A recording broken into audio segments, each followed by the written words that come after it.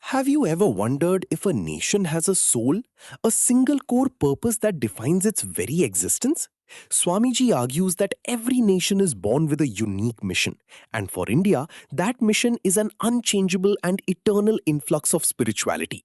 In this video, we are exploring insights from Swami Vivekananda's work, India and Her Problems, Chapter 1, Our Motherland.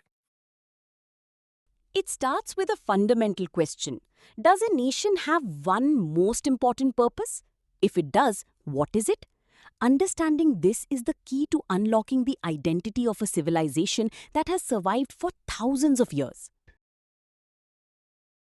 Alright, so here's how we're going to break this down. First, we'll explore why every nation needs a defined purpose to survive. Then, we'll identify India's specific national life center, its deep-rooted spiritual core. To make this concept tangible, we'll use a powerful medical analogy to explain national health. Finally, we'll look at how we nurture that core through renunciation and service, and how this spiritual strength drives India's unique, peaceful mission, its incredible resilience, and its inevitable new awakening. Imagine the world as a giant orchestra. Swami Vivekananda suggests every nation plays its own unique instrument, contributing a peculiar note to the harmony of humanity. Without that specific note, the symphony of the world is incomplete. This isn't a choice like picking a career. A nation is born with this purpose. It's in its cultural DNA. This isn't just a mission statement, it's the nation's very life force, the bedrock of its entire existence. Okay, so if every nation has a unique inborn purpose, what is India's?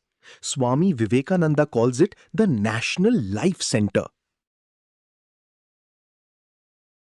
So what is this life center? This isn't just one feature among many. It's the absolute foundation. Think of it as the central pillar of a massive building. It's the backbone, the bedrock. If that pillar remains strong, the building stands. If it weakens, the entire structure is in danger of collapsing.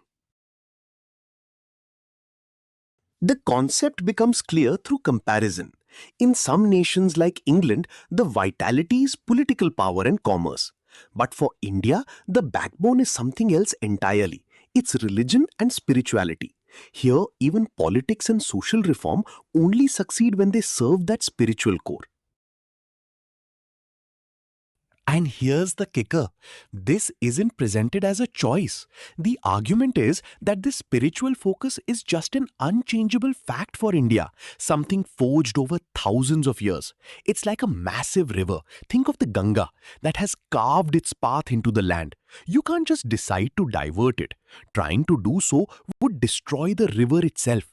Changing India's nature would only lead to its extinction.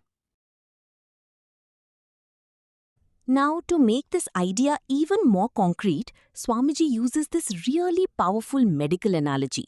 It's a way to explain how the spiritual core literally determines a nation's health and its ability to fight off problems. Let's walk through this. So, the nation is the body. Makes sense. Spirituality is its lifeblood, pumping through its veins, keeping it alive. Now, all the big problems we see, poverty, social unrest, those are seen as external germs, like a virus or bacteria. So the cure?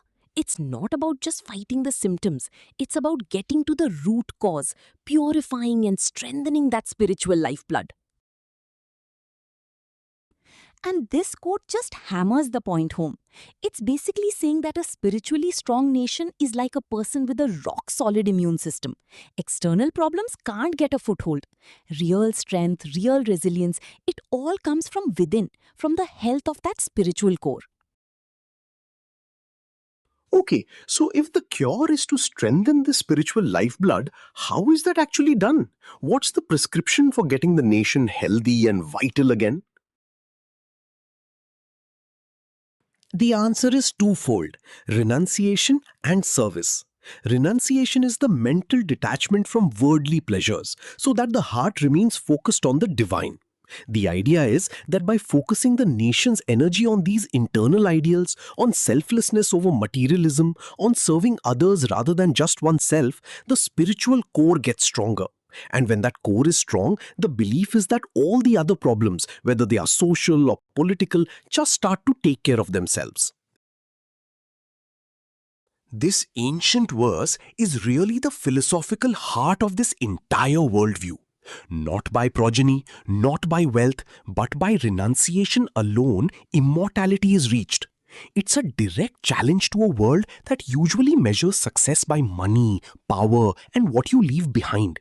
It says no, true permanence, true immortality isn't found in what you gain, but in what you're willing to let go of. You might think this sounds inward looking, but this internal focus actually powers India's unique mission for the rest of the world. And here we see this incredible contrast. While many nations throughout history have spread their ideas through conquest, through the blast of war trumpets, India's mission to spiritualize humanity is described as something totally different. It's quiet, it's transformative, like the gentle dew that falls unseen and unheard yet brings the roses into blossom. It is a silent, peaceful revolution of thought. And this non-aggressive spiritual foundation is argued to be the secret to India's survival. Think about it. Mighty empires built on military power, like Rome, have all risen and fallen. Yet, India remains. The argument is that India has endured for millennia, outlasted the shocks of centuries, precisely because its core mission was never about material conquest. And this survival has a purpose. The text paints this picture of a world that is suffering, that's sick with materialism, and is just waiting for the spiritual wisdom that India has supposedly preserved through centuries of turmoil. This isn't just history, it's a living treasure with urgent global relevance. It's a living dynamo of energy ready to be shared. And now we get to the really powerful conclusion of this whole line of thought. The idea is that after a long period of lying dormant, something huge is starting to stir. An imminent and powerful resurgence is on its way. After a long night of dormancy, Swami Vivekananda declares that something massive is stirring. The imagery just gets bigger and more epic. This isn't just a nation waking up from a nap.